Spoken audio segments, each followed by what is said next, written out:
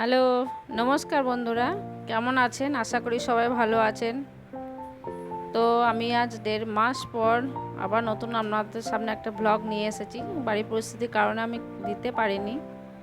তো আমাদের গ্রামে 24 প্রহর হরিনাম সংকীর্তন। তো গত বিকাল বেলাতে আমাদের গ্রামে ঠাকুর নিয়ে আসা হয়েছে। তো 4 দিন ধরে হরিনাম সংকীর্তন হবে, ভালোই লাগবে। আপনাদের সাথেও শেয়ার করব। তারপরে ধুলোতে তো ধুম আছেই, সেখানেও গান বাজনা, সেখানেও ব্লগ দেওয়ার চেষ্টা করব। তো দেখতেই পাচ্ছেন প্রস্তুতি সব, ছোট ছোট বাচ্চারা সাজুগুজু করে নতুন জামা পরে রেডি।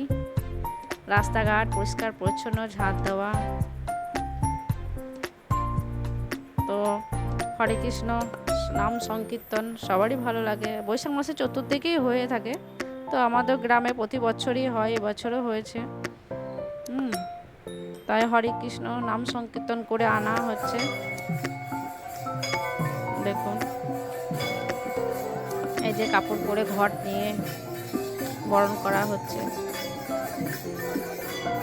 জয় গৌর নিতাই, জয় নিতাই, জয় নিতাই। আপনারাও কমেন্টে একটু জানাবেন, যদি মন চাই তবেই লিখবেন, তাহলে জানবো যে কে কোথায় থেকে দেখছো বা কার মনে কতটুকু ভক্তি। ভক্তি তো সবার মনে আছে, হয়তো সময়ের জন্য লেখা হয়ে ওঠেনি। তো দেখতে থাকুন আর কমেন্ট করবেন। আজ এইটুকুই, টাটা, বাই বাই।